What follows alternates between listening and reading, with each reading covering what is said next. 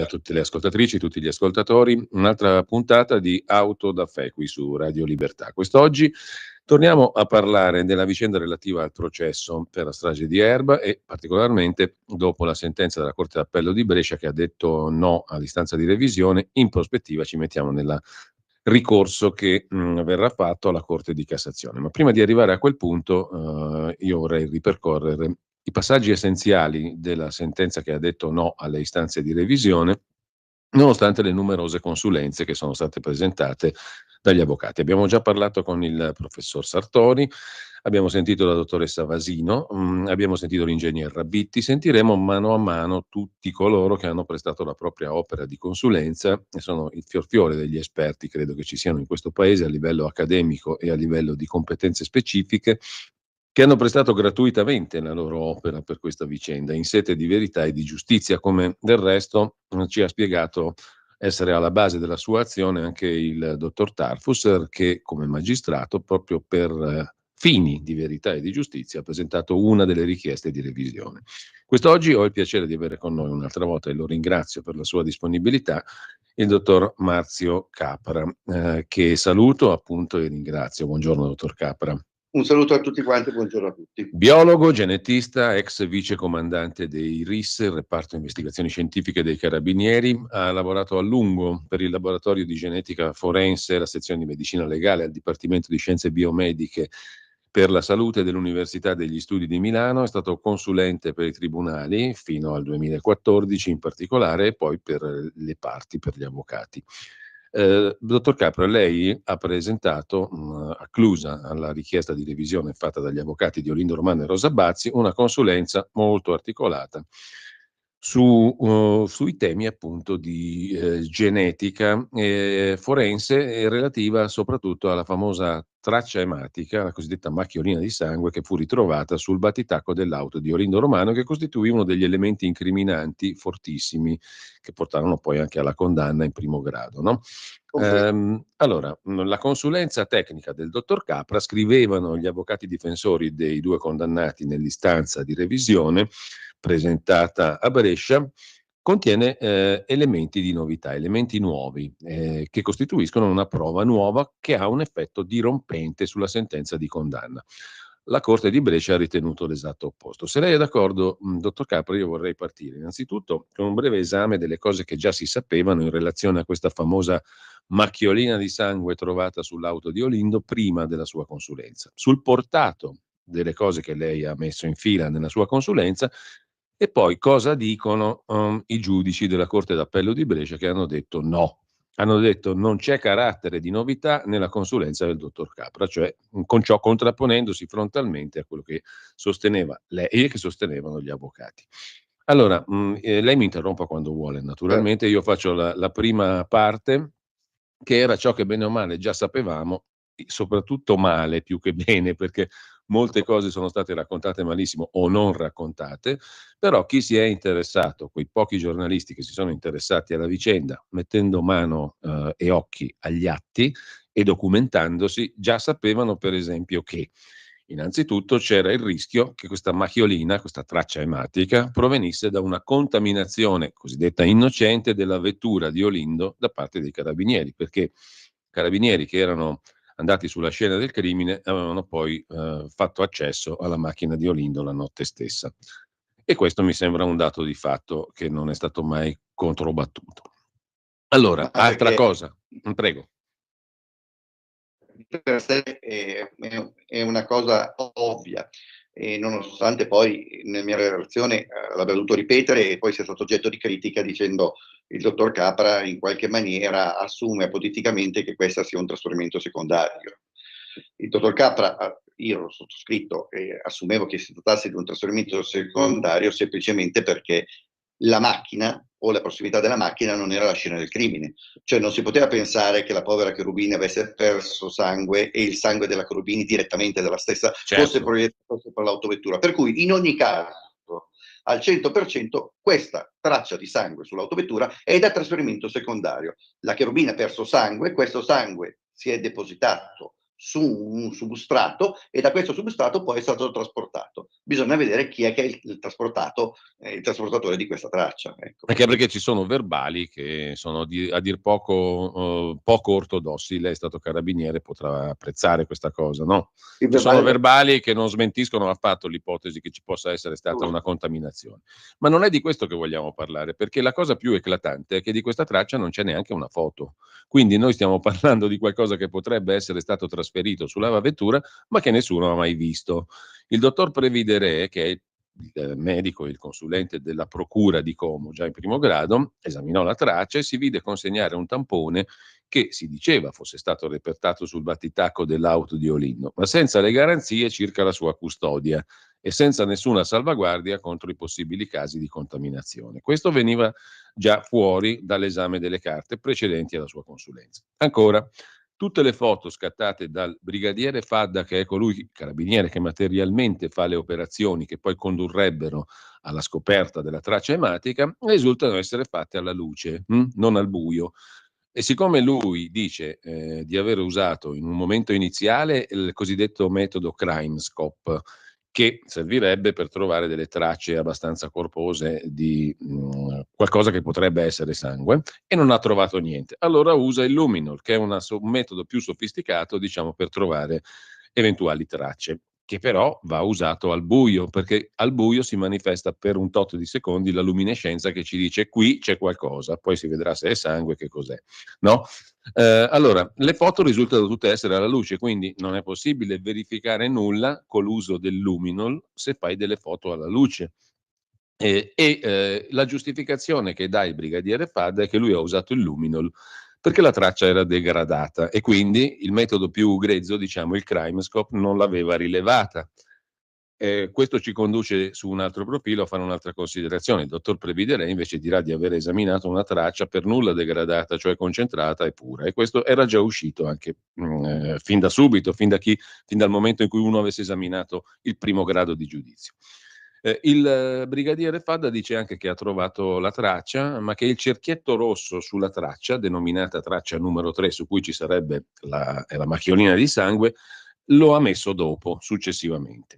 In aula, in tribunale, interrogato, nell'unica volta, in dibattimento, il brigadiere Fadda dice che non ci sono altre foto, non c'erano altre foto oltre a quelle da lui prodotte e che le foto erano nello stesso ordine in cui erano state presentate e che infine lui era da solo sia a fare le foto sia a repertare la macchia sull'auto. E in realtà non era così, perché il brigadiere in aula non sa, dimostra materialmente con la sua testimonianza di non sapere che le foto che aveva scattato erano più di quelle prodotte, che anche l'ordine di scatto era diverso da quello dichiarato e si è anche appreso che il verbale riportava peraltro una targa di auto diversa da quella di Olindo.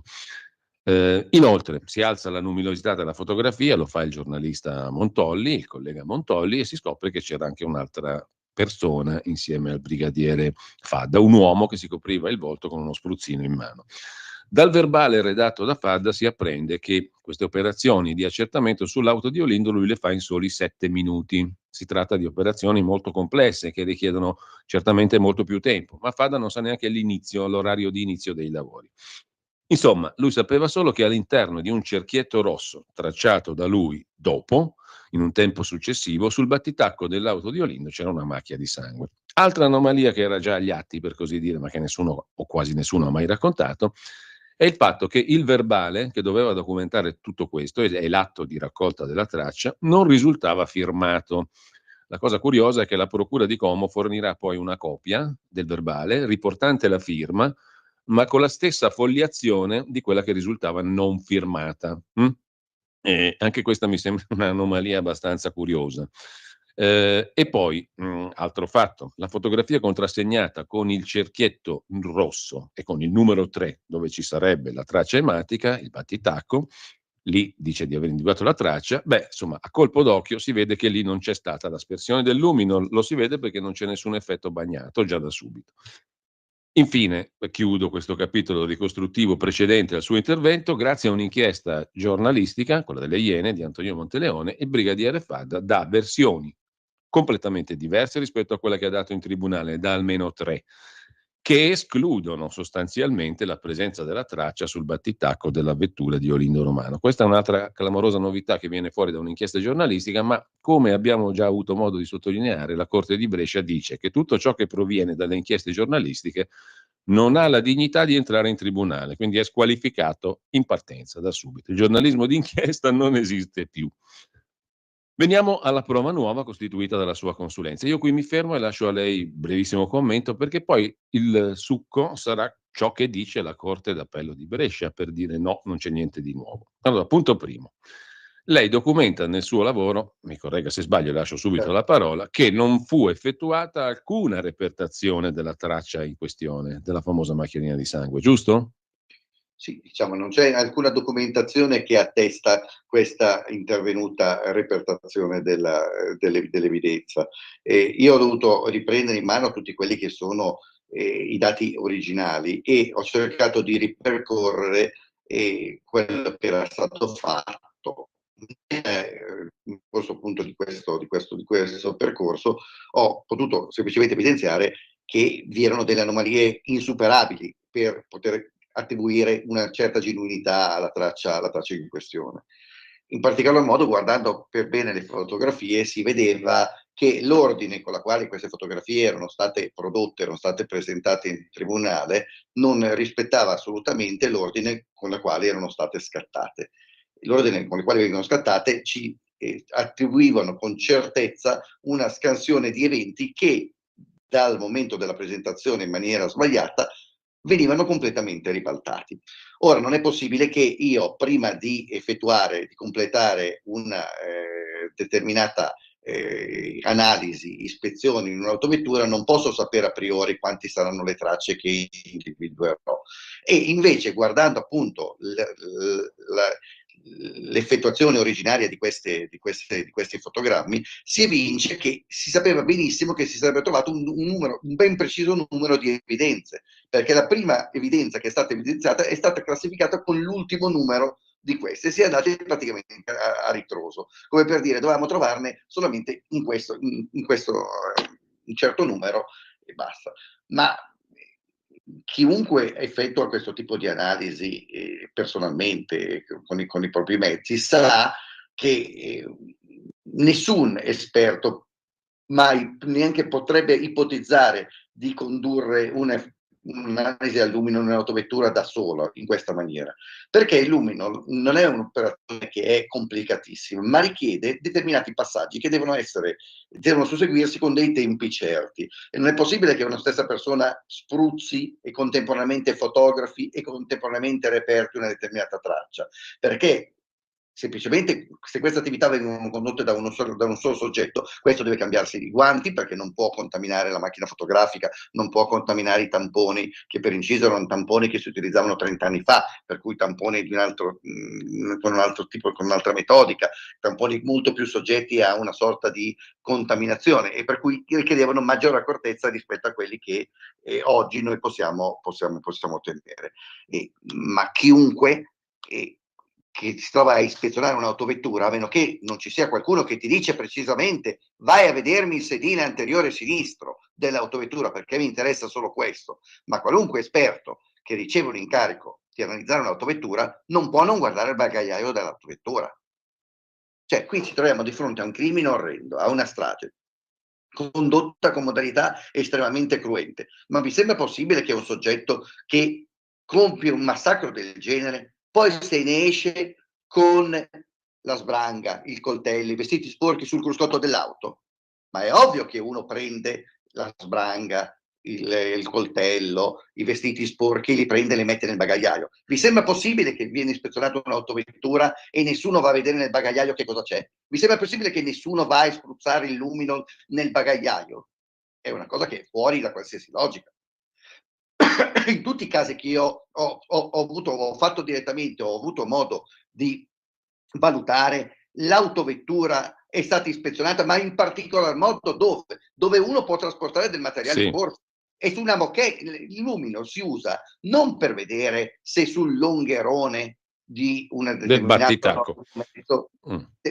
sul longherone. Il metallo non assorbe, il metallo se lo pulisci bene, se non lo pulisci la traccia è evidente, se lo pulisci bene non vedi assolutamente niente. Può capitare il fatto che uno pulisca leggermente passando semplicemente un pando, e allora la traccia non sarà più concentrata, ma sarà ampia e sarà molto diffusa, e a quel punto non fa il campionamento in una zona precisa, si trova a dover campionare l'intero longherone. E in questo caso invece è stata identificata una zona ben precisa, sulla quale poi è stato messo successivamente il cerchietto rosso. Una sorta di cerchietto rosso. Sì, diciamo ma nessuno ha mai visto la forma di questa macchina, nessuno ha mai visto la macchina, quindi tantomeno la forma e la caratteristica.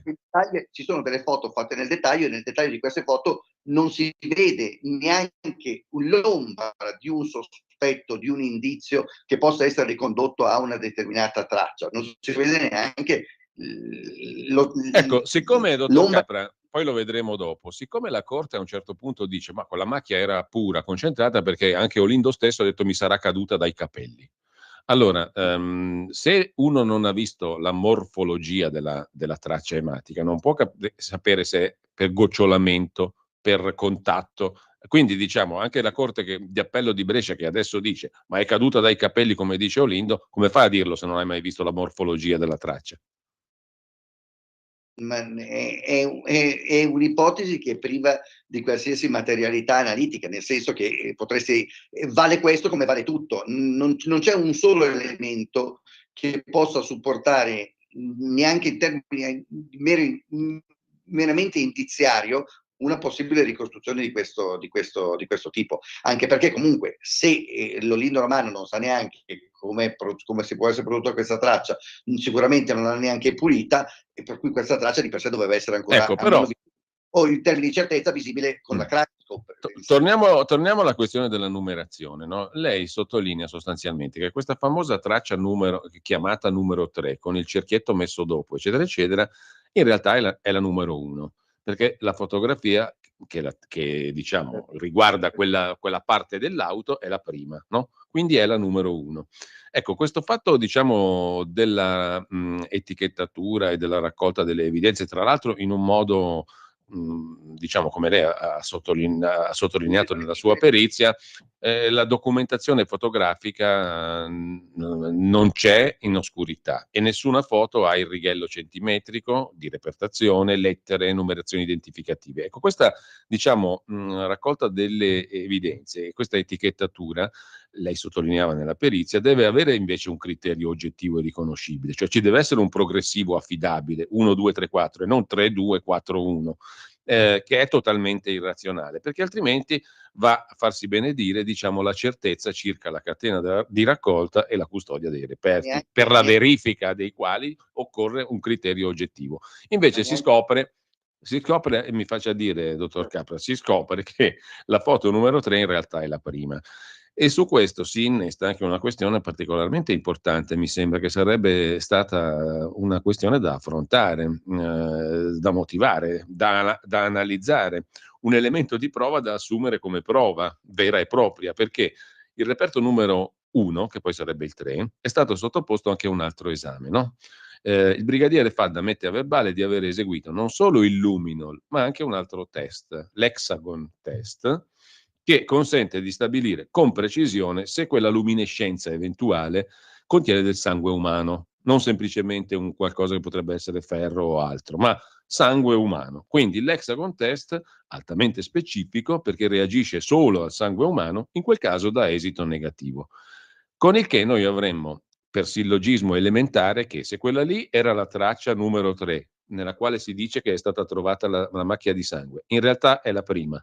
E se tu mi dici che sulla prima, che poi sarebbe la 3, hai fatto l'esame hexagon per vedere se c'è sangue e ha dato esito negativo, vuol dire che su quella traccia lì sangue non ce n'è. E me lo stai dicendo tu che hai fatto, tu Fadda, che hai fatto il rilievo, perché quella traccia, questo è l'assurdo, che tutti hanno detto lì hanno trovato il sangue, quello stesso carabiniere che ha fatto l'esame ci sta dimostrando che lì il sangue non c'era.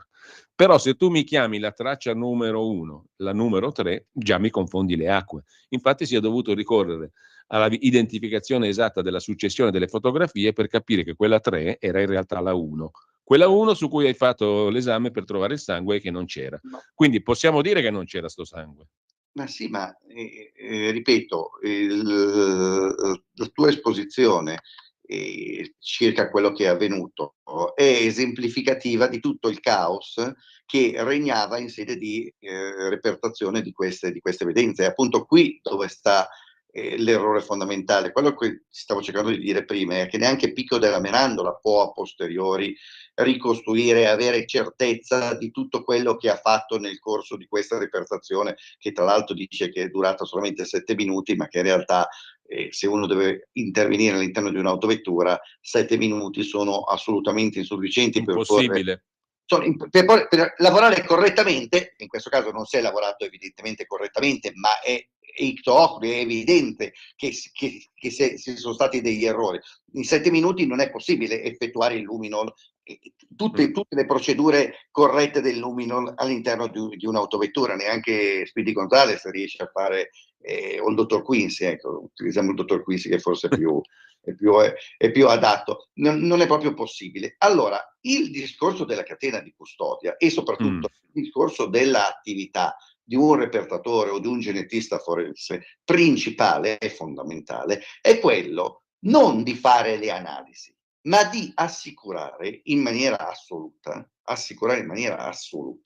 la affidabilità dei propri risultati. E l'affidabilità dei propri risultati la ottieni esclusivamente documentando in maniera precisa tutti i passaggi ai quali tu stai sottoponendo un determinato reperto o una determinata traccia. Nel momento in cui tu non assicuri questa documentazione nei termini appunto di certezza, vale tutto, vale tutto quanto Allora, mi interessa. Io non voglio pretendere di vedere esattamente i risultati che ho ottenuto, io li interpreto in un'altra maniera. La base è questa evidenza, come è stata repertata, dove era stata repertata, l'indicazione, che passaggi hai fatto, e poi alla fine andiamo a vedere i risultati. Ma è alla fine, non vediamo semplicemente i risultati sì. e chiudiamo lì. È questo che in questo caso non è stato mantenuto la promessa appunto di condurre queste analisi secondo la buona pratica, che prevede in primo caso l'assoluta affidabilità degli accertamenti. Allora, Vai dottor avanti. Capra, la sua consulenza ci dice una cosa nuova, ci dice che si dimostra, con questi elementi alla mano, che la catena di custodia e la repertazione non sono state fatte in maniera corretta. O non sono Anche stati fatti o non sono o neanche non sono state fatte per niente, perché tra l'altro, adesso mettendo in fila semplicemente, allora io ho una macchia che non riesco a vedere bene, il Crimescope non mi funziona, faccio il luminol, però non c'è nessun effetto bagnato nella zona dove io dico di aver trovato la traccia e quindi il luminol a tutta evidenza non l'ho neanche asperso in quella zona lì. esattamente. Secondo, manca completamente il buio, perché il luminol si vede al buio e infatti non si vede niente, sono tutte foto fatte alla luce del sole. Secondo punto che non quadra, no? Terzo punto, inverto l'ordine delle foto che faccio, le chiamo diversamente. Dico di aver trovato la traccia di sangue nel reperto 3, nella foto 3, quella lì in realtà è la prima, sulla quale ho anche fatto un'analisi per trovare il sangue e mi ha dato esito negativo. Allora, se una persona normale mette in fila tutto questo, dice stiamo parlando del nulla, o sbaglio? Assolutamente, ma ripeto, è tutto basato sulla non affidabilità di questi accertamenti.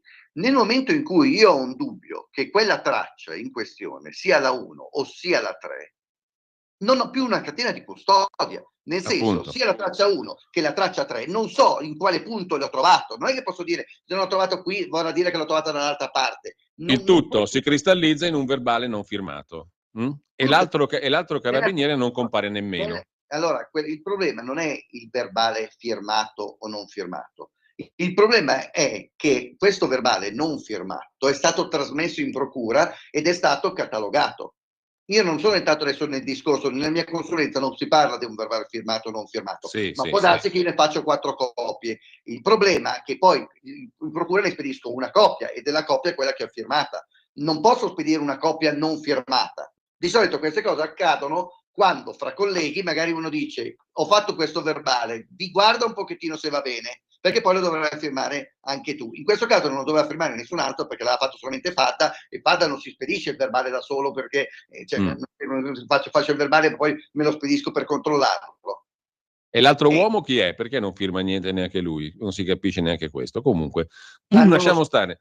In questa procedura ci sono state tante case che dicono io ho firmato anche se non ho fatto l'attività e io ho fatto l'attività ma non ho firmato perché ero dall'altra parte. Stiamo parlando di una strage, diciamo, non di una lite per le caramelle. In questo caso stiamo parlando di verbali che dovrebbero attestare, che devono attestare la sequenza esatta di quello che è stato fatto. In questo caso non abbiamo neanche l'affidamento. Allora, il luminol test ci dice che lì non c'è niente e per di più una cosa molto grave e nuovissima che non si sapeva prima, l'hexagon test ci dice che non c'è sangue nella famosa traccia ematica dove sarebbe stato trovato il sangue. Lì sangue non ce n'è perché è stato fatto l'hexagon test che è un test specifico per trovare il sangue. Più chiaro di così mi sembra che non si possa essere. Ma se vogliamo proprio abbondare nella sua consulenza c'era un altro punto essenziale che non mi risulta motivato, ma poi andiamo a cosa dice la Corte di Brescia dicendo no, niente revisione.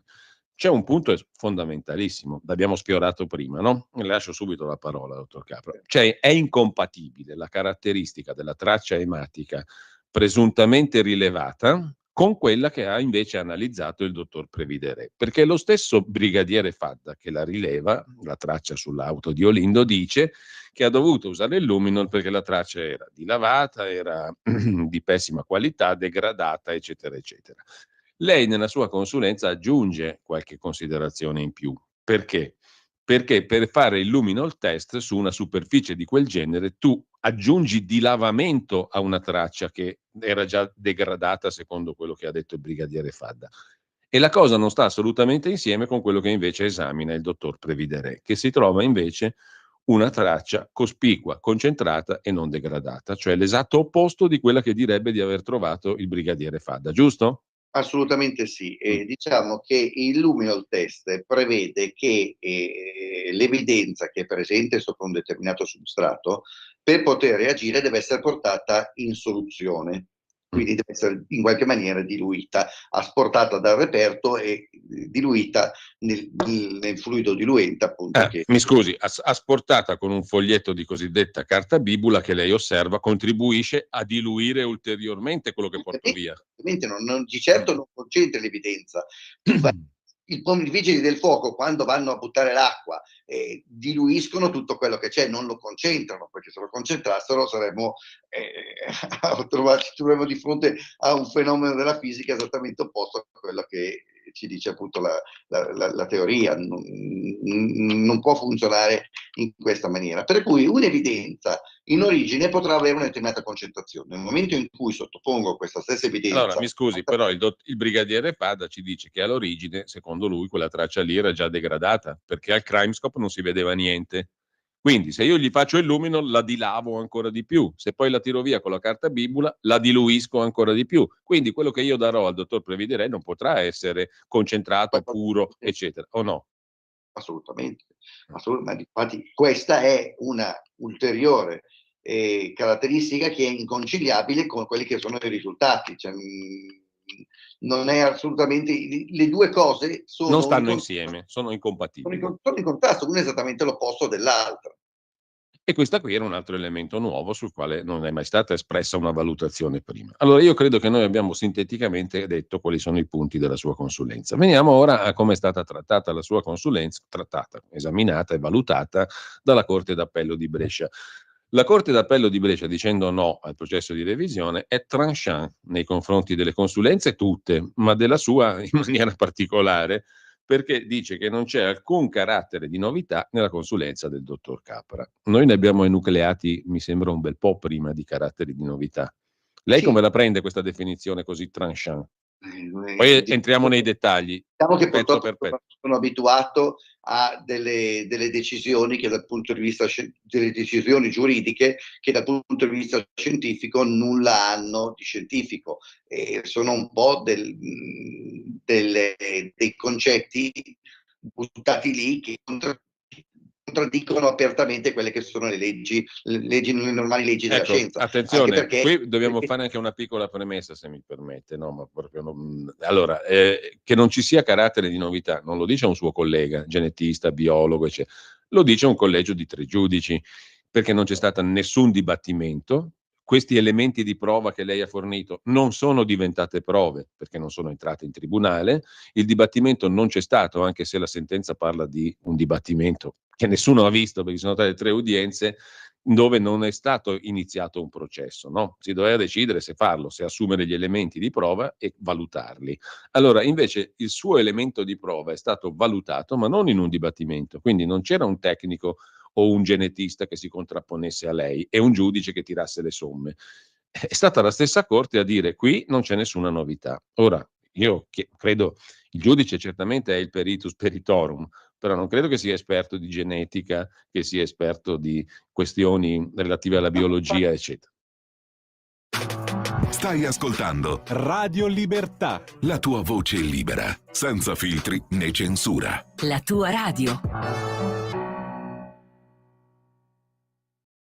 lo amiamo perché ci offre sempre le cose più buone e naturali. Linea Alberto Acerbis! Eccoli qua i miei amici di Radio Libertà, buongiorno, la primavera alle porte, si sente il profumo, si comincia adesso a sentirne il profumo. Saluto la regia, saluto i giornalisti, Cainarca, saluto i lucisti, insomma, buongiorno a tutti. Allora, devo togliermi questa mattina, qualche volta succede, un paio di sassolini.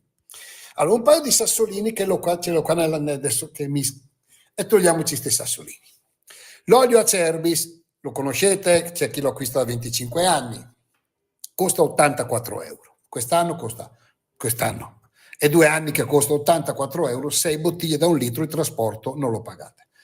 Volete l'analisi chimica dell'olio, ce le chiedete, ve le mandiamo. Le analisi chimico-fisiche, quelle vere, ve le mandiamo. Così le fate vedere all'esperto vicino di casa, c'è sempre un esperto che dice, e ve ne mandiamo 84 euro, 6 bottiglie da 1 litro.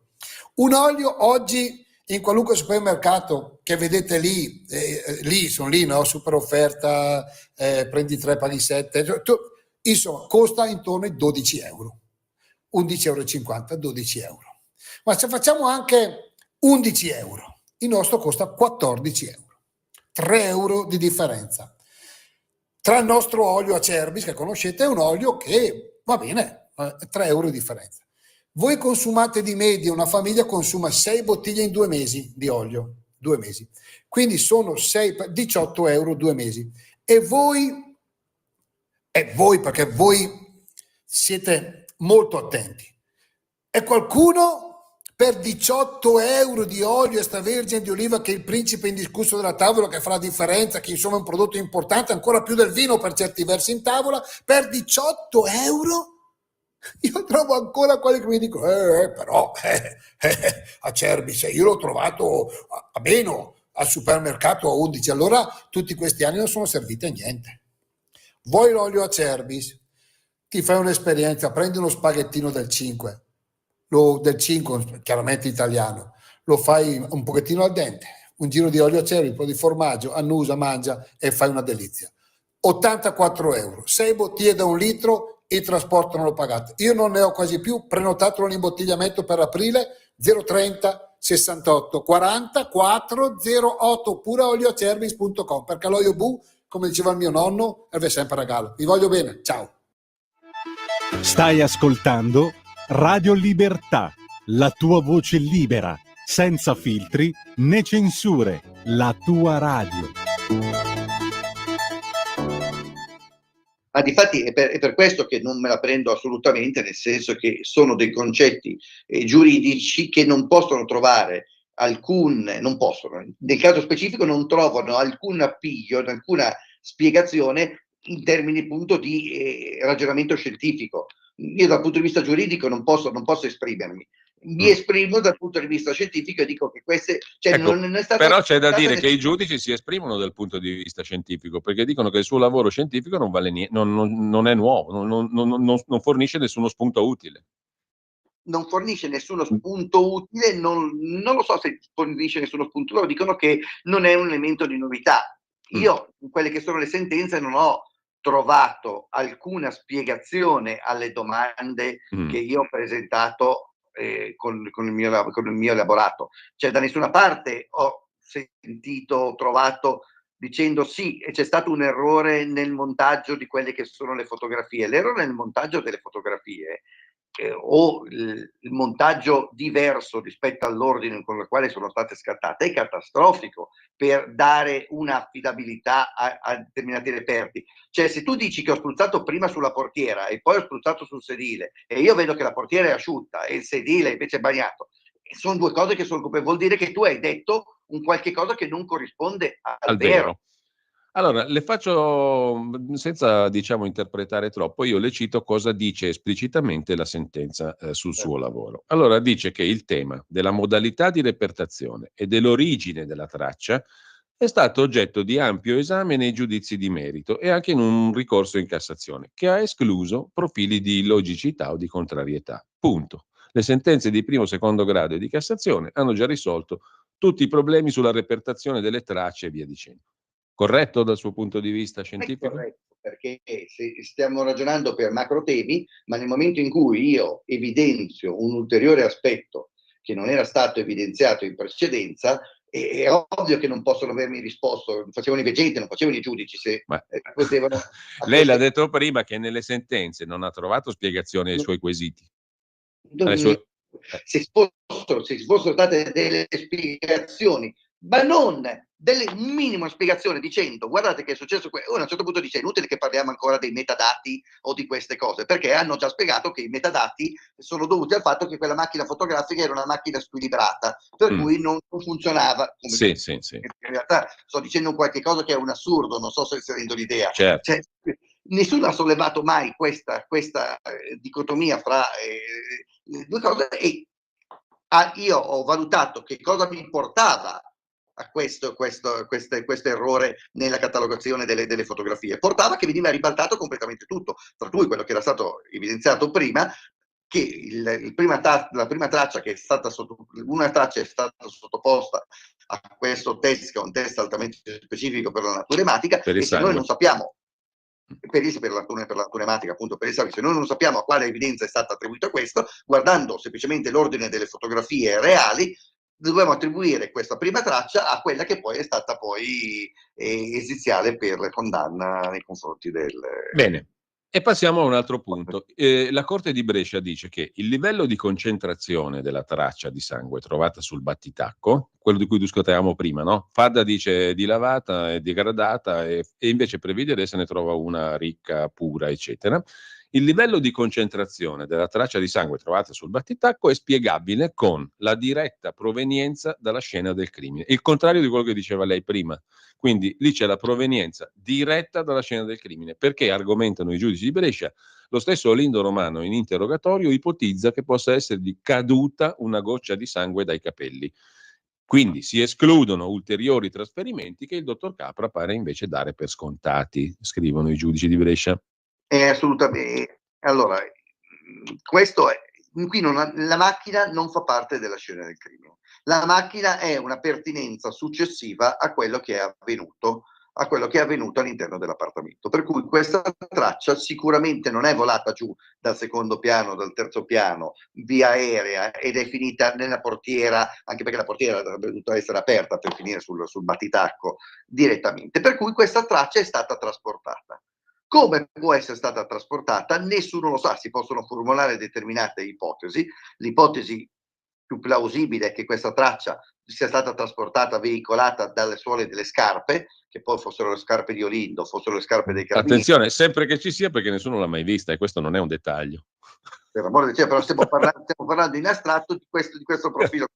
Può essere anche benissimo una traccia assorbita sopra un fogliettino che è stata mantenuta all'interno della stazione carabinieri o del comando provinciale perché doveva essere repertata, e poi, non essendo stata catalogata, così come non sono state catalogate le tracce repertate all'interno, è stata confusa fra quelle dell'autovettura e invece faceva parte di un altro... Senta, i giudici di Brescia scrivono che era di diretta provenienza dalla scena del crimine. Punto. È esattamente, non è possibile che questa diretta provenienza, perché ripeto, la scena del crimine era all'interno, lungo le scale al secondo piano, e l'autovettura era parcheggiata in strada, non penso che fosse stata parcheggiata. Detto per inciso, lei ha anche osservato che se fosse stata di diretta provenienza dalla scena del crimine e così evidente e concentrata come quella analizzata dal dottor Previdere, si poteva vedere già la notte del 12 di dicembre, la notte della strage, perché sarebbe stata visibile a occhio nudo sostanzialmente, no? Per forza, la notte della strage sicuramente siccome nessuno ha visto questa traccia, e se nessuno la vede nessuno la pulisce neanche. Certo. A meno che non so, si potrebbe anche ipotizzare che i vigili del fuoco, già che c'erano, avessero dato una pulizia magari alla macchina di Olindo, perché hanno detto già che siamo qui a spegnere, adesso ovviamente sto scherzando, siamo qui a spegnere una cosa, diamo una pulizia a questa rosa qui che magari è un po' impolverata, e allora magari hanno diluito la traccia con questo. Con grande gioia di Rosa che voleva che la macchina fosse pulita, come sappiamo dalle intercettazioni. Comunque, la diretta provenienza dalla scena del crimine è un indimostrato, è un dogma, diciamo così, ma è scritto in sentenza. Punto successivo, senta questa argomentazione che per me ha dell'incredibile, ma il commento lo lascio a lei. Le fotografie, scrivono i giudici di Brescia, non consentono di vedere la traccia, ma la sua posizione è individuata dal cerchietto rosso, scrivono, Però, contrariamente a quanto affermato dal dottor Capra, queste fotografie immortalano chiaramente l'effetto bagnato derivante dall'aspersione del luminol in tutti i punti della vettura, tutti, compreso il battitacco. Lei ci ha appena detto che lì il luminol nel bagagliaio non è stato fatto, nel sedile di dietro non è stato fatto, in un sacco di punti non è stato fatto, in un punto strano sarebbe stato fatto, ma non c'è l'effetto bagnato, però per la Corte le fotografie testimoniano l'effetto bagnato. Chi le ha viste quelle fotografie lì dell'effetto bagnato? Dove si vede l'effetto bagnato? Non c'è. Si vede nei punti in cui non doveva esserci. Cioè i punti che non erano ancora stati trattati risultavano evidentemente bagnati. Il punto che asseritamente doveva riportare la traccia, perché non è se fai il veggente lo vedi, lo sai prima di spruzzare il lumino che ci sia la traccia, no, prima spruzzi il lumino, vedi un qualche cosa, lo fotografi, non ti viene fuori la fotografia, sbagli, metti il flash, fai quello che vuoi, però il bagnato lo devi vedere. Invece dove c'è il cerchietto rosso non c'era assolutamente nessuna traccia di sangue, e tutte le restanti parti dell'autovettura le vedi che gocciolano proprio gocciolano proprio luminol. Sì. Per cui che non dovevano ancora essere state trattate queste altre tracce. Quindi qua non ne abbiamo di fotografie che immortalano l'effetto bagnato sul battitacco, però la sentenza dice di sì. E questo diciamo che lo può percepire chiunque guardi, non il genetista forense, ma semplicemente uno dotato di occhi. Sì, ma infatti era una cosa talmente evidente che ripeto, non trova nessuna spiegazione, se non negare quella che è l'evidenza. Ecco, faccio un altro passaggio. Il dottor Previdere, scrivono i giudici di Brescia, al momento dell'accertamento che lui fa, no? Quando esamina la traccia, sapeva che i prelievi da lui esaminati provenivano dalla vettura di Olindo Romano. E dopo era stato reso edotto anche della loro posizione e aveva visionato le fotografie scattate in sede di ispezione, cioè quelle che lo stesso brigadiere Fada dice non è venuto niente, no? Racconterà il brigadiere Fada. Ha fatto le fotografie ma non è uscito niente. Quindi non so cosa abbia visto il dottor Previdere. Nonostante sia stato lungamente interrogato il dottor Previdere circa la provenienza della traccia, l'uso del luminol, la modalità di repertazione, il dottor Previdere non ha rilevato, diversamente dal dottor Capra, alcuna incompatibilità tra la traccia in questione e il luogo o modalità del suo ritrovamento. Quindi? Ma allora, tu non puoi trovare una incompatibilità fra un luogo, e qui non si tratta di incompatibilità fra luoghi, qui si tratta di incompatibilità fra evidenze che sono state analizzate da un genetista e evidenze che sono state prelevate e descritte da un repertatore. Le due cose sono in contrasto assoluto, perché uno mi dice che l'ha trovato in una determinata posizione, che avevano determinate caratteristiche, e l'altro mi dice che queste caratteristiche sono completamente diverse. A Previdere non è stato, non penso che nessuno gli abbia postulato di rispondere in qualche maniera a quello che aveva trovato il FAT. Non gliene fregava niente, mi dice il FAT ha trovato questo, ditemi e io lo esamino. Io esamino questo qui, io vi dico quello che ho trovato io e vi dico, parlo delle cose che sono mie. Non aveva avuto un incarico a dire dica se è vero quello che ha detto il FAT. A me invece è stato richiesto di vedere sia le analisi che sono state fatte da Previdere, che le attività che sono state condotte, se questi due momenti potevano trovare una soluzione, o se questi due momenti si ponevano in aperto contrasto uno con l'altro. E non lo sento. Non sento. Ecco, diciamo allora che questa osservazione dei giudici di Brescia che ho appena letto non risponde a questa questione, non soddisfa non dà risposta a questa questione. Benissimo, però è scritta. Altra cosa che è scritta e che io le chiedo di commentare è questa qui. Allora, i giudici scrivono testualmente che la non esiguità, cioè l'abbondanza, no? Come dice il dottor Previdere, l'abbondanza di questa traccia non prova che sia impossibile non trovarla col Crimescope. Cioè io posso anche non trovare col Crimescope una traccia abbondante, come quella esaminata da Previdere, corretto? Se non sai usare il Crimescope. Ah, ok, se non lo sai usare. A questo punto sì, il Crimescope è fatto apposta per individuare anche le tracce invisibili, le tracce degradate, le tracce in minima quantità. Se tu ottieni a posteriori, dici questa traccia è una traccia abbondante, non l'ho trovata col Crimescope, ho capito come l'hai nascosta apposta, cioè una cosa, se non lo sai usare. Quindi, se la traccia era corposa e abbondante, col Crimescope la dovevo trovare per forza. Almeno quantomeno un sospetto di un qualche cosa, quindi una repertazione di un qualche cosa che mi risulta avere un certo sospetto, lo dovevo fare per forza. Bene, e anche questo diciamo è un punto. Punto successivo, lo leggo per com'è, proprio non sto inventando niente, leggo dalla sentenza di Brescia. Dottor Previdere ha spiegato di avere eseguito l'accertamento sulle tracce prelevate dall'autovettura di Olindo Romano che gli erano state consegnate correttamente conservate in una busta contenente altre 4 buste differenziate per punto di prelievo il 29 dicembre del 2008. L'udienza sarà il 2 febbraio 2008. Sottolineando Previdere altresì di avere eseguito anche i cosiddetti controlli negativi, finalizzati a scongiurare possibili contaminazioni. Tutti gli altri prelievi sulla scena del crimine li hanno fatti i RIS, con i quali il dottor Previdere non ha avuto contatto, e dunque, argomenta la Corte, è escluso che il reperto in questione, la famosa macchiolina sull'auto di Olindo, possa essere stato erroneamente inserito tra quelli prelevati dalla vettura o confuso con altri. Sta in piedi? No, non sta in piedi perché è una dichiarazione, per l'amor del cielo, non ho alcun dubbio che il collega abbia fatto tutti i controlli negativi, tutti i controlli positivi, però diciamo che io non essendo agli atti questi risultati e questa attestazione, nessuno può valutarli e non è stato neanche di mio interesse valutare questo. Quello che è certo è che nel laboratorio che si è occupato di questi accertamenti, tracce della signora Cherubini e tracce di tutti gli attori erano già sicuramente in via di certezza transitati ed erano già stati analizzati, questo è sicuro.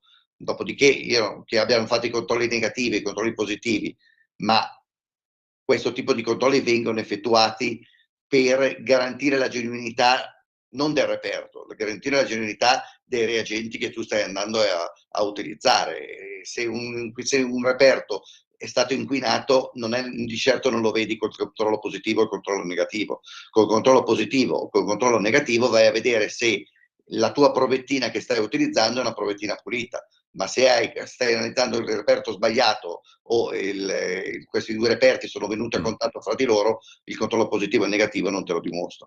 Ecco, e questo allora è un altro punto che non sta in piedi. Allora, poi veniamo alla questione della progressione numerica, no? Dei reperti, delle foto di cui parlavamo prima, 3, 2, 4, 1 invece di 1, 2, 3, 4.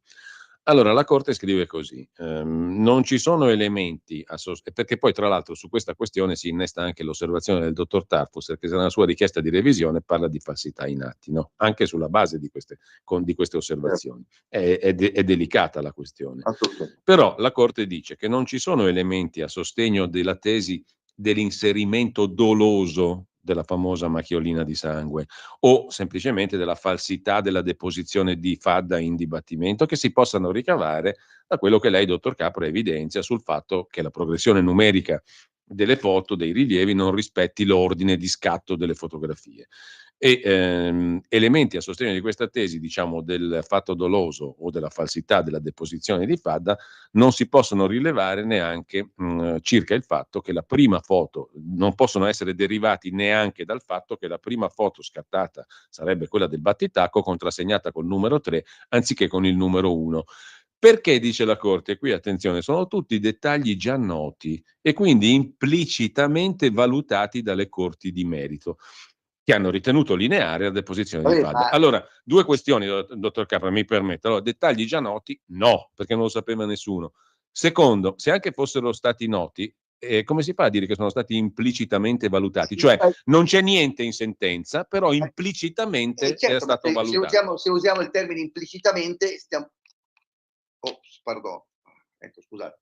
Se usiamo il termine... Mi senti? Sì, sì, sì, prego. Se usiamo il termine implicitamente, esplicitamente stavo dicendo che nessuno ha mai dato una risposta a queste Appunto. cose. Cioè, allora, una sentenza non può essere scritta in forma implicita, no? Una sentenza deve essere scritta in forma chiara. Cioè non posso implicitamente ritenere di aver affrontato un argomento che non ho affrontato esplicitamente.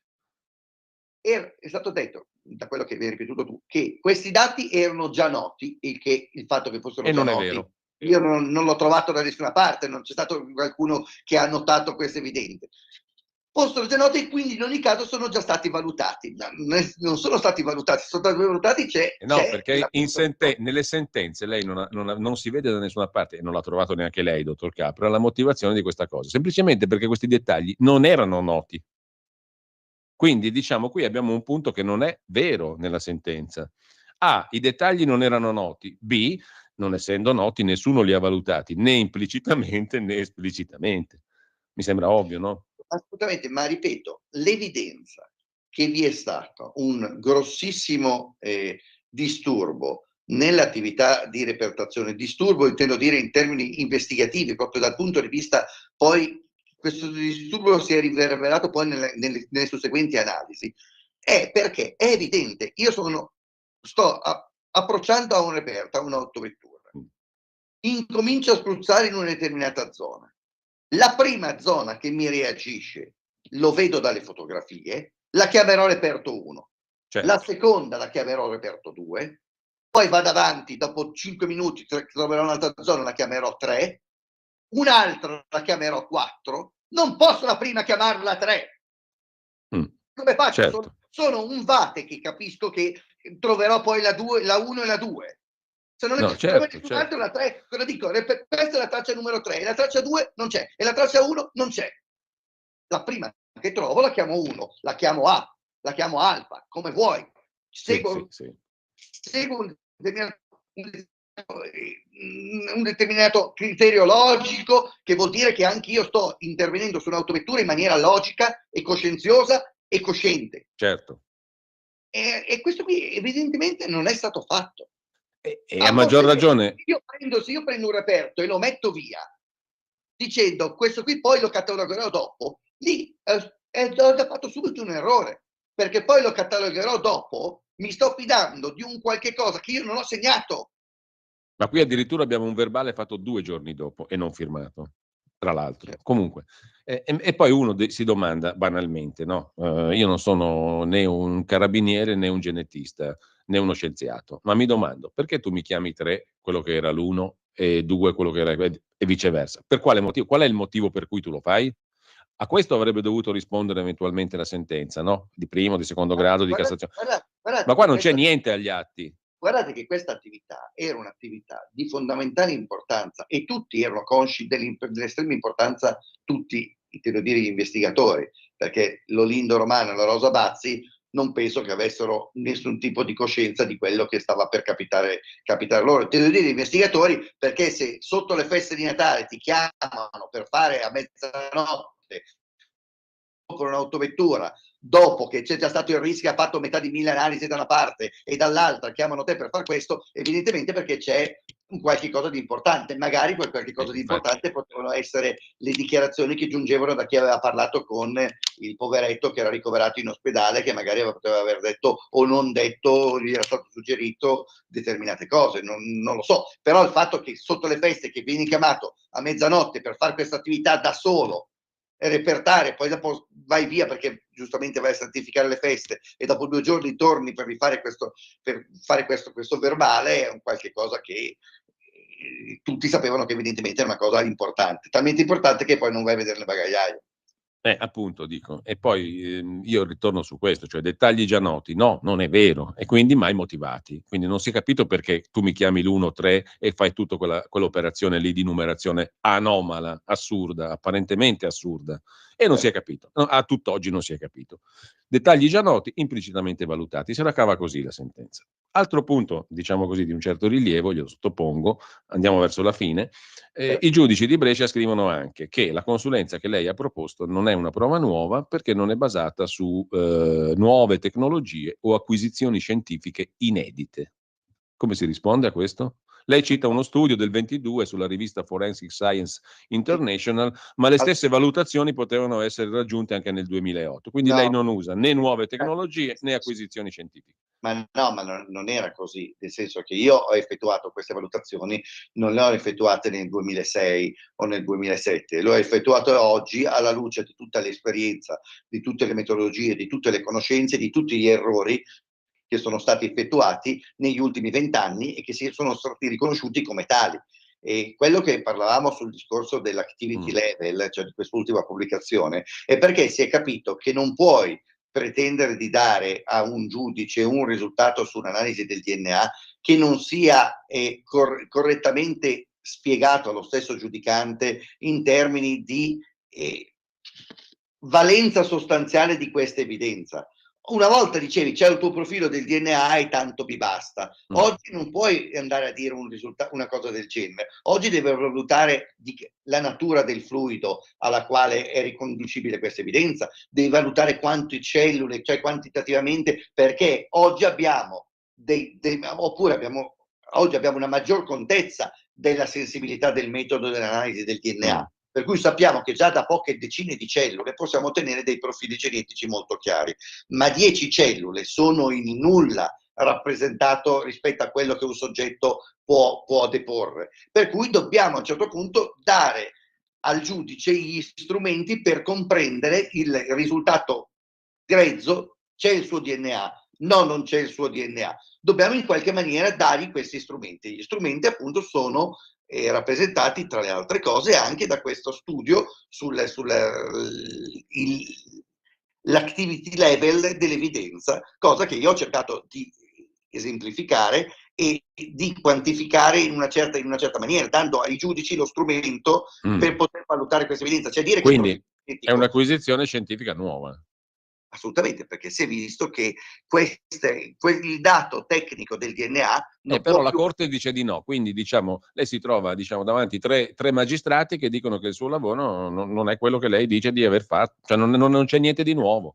Dicono che non è nuovo, non è che dicono non c'entra niente, dicono che loro per prendere in considerazione un determinato lavoro scientifico, questo lavoro scientifico deve essere nuovo, perché se no... Però mi scusi, qui loro dicono anche un'altra cosa, dicono che lei si è basato su tecnologie o acquisizioni scientifiche che erano già note nel 2008. Acquisizioni scientifiche sì, perché è una roba che è stata fatta nel 2006, valutata con gli occhi di uno scienziato del 2024, pardon, del 2023, quando ho fatto questo. Non sono tornato indietro alle elementari per dire il bambino delle elementari che vede questo risultato. L'ho fatto come una persona che ha 30 anni di esperienza in questo campo. Però lei mi stava dicendo prima che ci sono acquisizioni scientifiche nuove che lei ha sottoposto ai giudici in questo caso, no? L'analisi del DNA che si fa oggi non è assolutamente vabbè. paragonabile all'analisi del DNA che si faceva 25 o 30 anni fa. I principi cardine sono gli stessi, dopodiché si è visto, guardate che se andiamo così ci esponiamo a troppi errori, dobbiamo cercare di minimizzare il margine d'errore, oppure questi risultati sono dovuti a che cosa? A questi tipi di errore. Per cui nel momento in cui ci troviamo questo risultato dobbiamo oggi cassarlo. Comunque anche a questo punto è stato affrontato non in un dibattimento, in un confronto magari tra periti diversi come lei, ma da giudici in cartaceo, punto. Mettiamola così. Altra considerazione che fanno i giudici, le caratteristiche di concentrazione e di scarsa degradazione della traccia, cioè che era una traccia pure concentrata, erano già state affrontate e spiegate nei giudizi di merito prima. Lei ha trovato traccia di queste spiegazioni nei giudizi di merito? No, ho trovato, più che altro ho trovato spiegazioni sul fatto che questa traccia era concentrata, perché si è detto ma lì evidentemente come si chiama, il liquido dei pompieri non era ancora l'acqua non aveva diluito ancora questa traccia. questo qui era un'evidente contraddizione con quello che ha detto Fadda, però dicevano sostanzialmente è stato risposto in maniera parziale a una parte di questo quesito, senza considerare quello che era la domanda principale. Attenzione che uno ci sta dicendo che questa traccia era invisibile ed era diluita, e l'altro ci sta dicendo che questa traccia è concentrata. E questo è il punto chiave che rimane lì come punto di domanda. C'è un altro punto che le sottopongo, ne mancano solo due. L'assenza dell'effetto di luminescenza, no? Io faccio il lumino, dovrebbe essere luminescente al buio invece che alla luce, come è stato fatto, ma questo l'abbiamo detto prima. L'assenza di luminescenza caratterizza tutte le fotografie, non solo quella del battitacco, scrivono i giudici. E questa cosa era già emersa in primo grado, e c'è una spiegazione, l'ha data il brigadiere Fadda. La macchia era piccola e non era rimasta impressa nella fotografia. Soddisfatto, dottor Capra? No, è un falso questo, è un falso perché non esistono queste fotografie.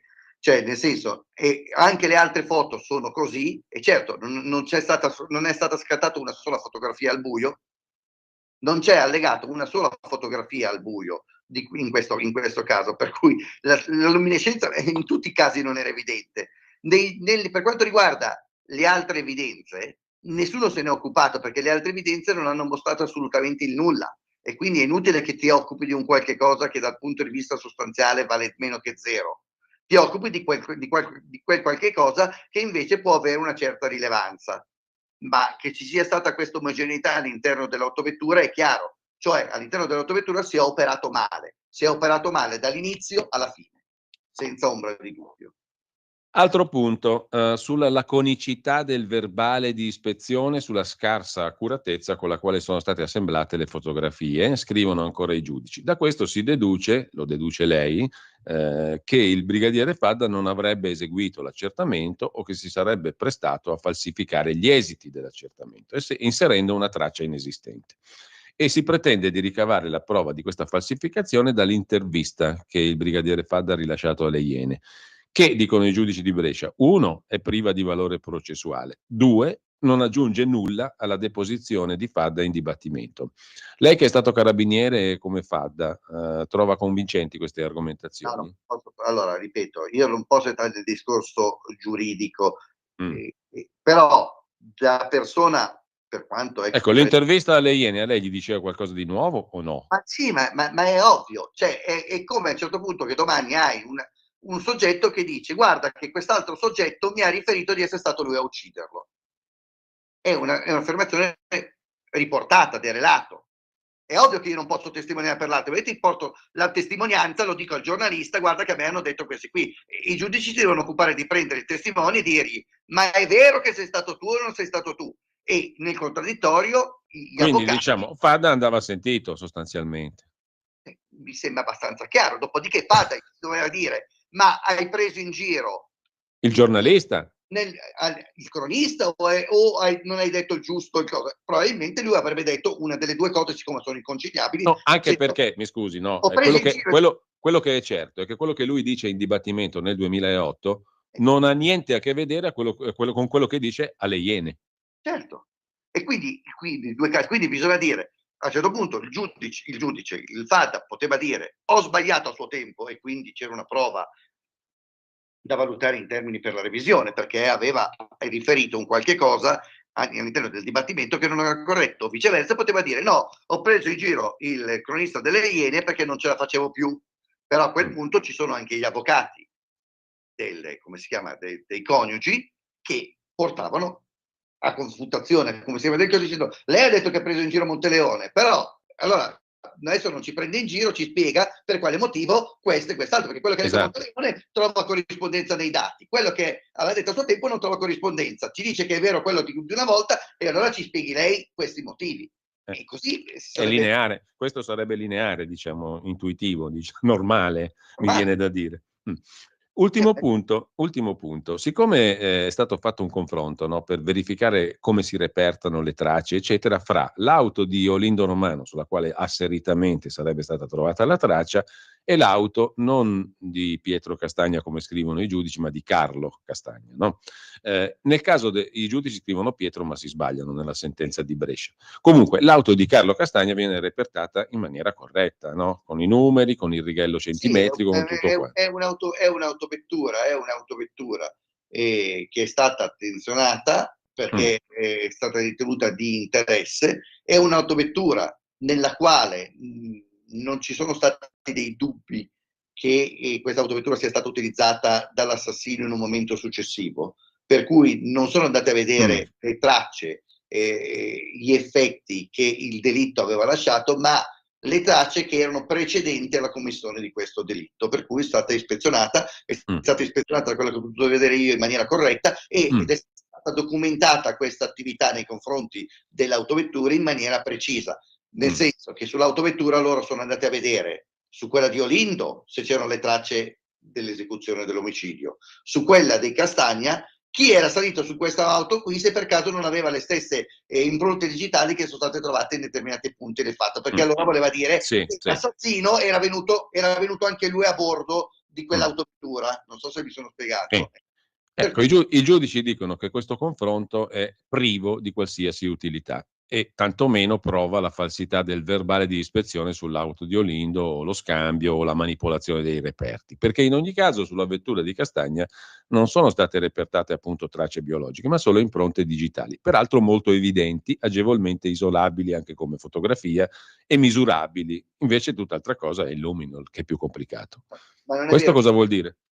Allora, evidenziabili eccetera, sono tutte tracce, sono tutti elementi che sono evidenziabili comunque con l'utilizzo della Crimescope eccetera. Non è che le impronte digitali sono così evidenti, sul vetro possono essere evidenti, sul cruscotto, sul materiale plastico devi utilizzare le polveri o devi utilizzare determinati reagenti chimici in grado di esaltare queste tracce e poi dopo fissarle, per cui non è vero che le tracce sono così tutte quante evidenti. Diciamo che quello che è chiaro è che sulla autovettura dei Castagni è stata condotta un'attività di repertazione ben documentata, precisa e in maniera altrettanto precisa documentata. Sull'auto di Olindo e Romano invece è stata utilizzata una procedura che non ha nulla di scientifico e non ha assolutamente nulla di verificabile e con violazione di catena di custodia dei reperti. Ecco, fatta tutta questa disamina amplissima, ma ripeto ancorata ai passaggi della sentenza, e per chiudere la nostra conversazione le faccio una domanda molto semplice, dottor Capra. Lei, avendo letto la sentenza, ha avuto, diciamo così, una risposta soddisfacente alle questioni che ha posto? La condivide? No, non la condivido, chiaramente come in tutti i casi così così importanti, di così grosso impatto mediatico, purtroppo sono straabituato a dover lottare, a dover combattere, a dover rivalutare per far comprendere delle cose che a mio avviso sono assolutamente evidenti. Però purtroppo quando si tratta di aprire di nuovo gli occhi su dei casi estremamente rilevanti che si pensava chiusi, non tutti hanno questa forza di guardare dentro in maniera assolutamente chiara e trasparente. Guardi, c'era un modo, no? Dico da uomo, da osservatore, da cittadino normale, per rispondere a tutti questi dubbi. Fare un processo, fare un dibattimento. E non è stato fatto finora. Io ringrazio il dottor Marzio Capra, grazie per la sua disponibilità e per il suo tempo. Ci mancherebbe. Buona giornata a tutti e buona continuazione. Avete ascoltato Auto da Fè.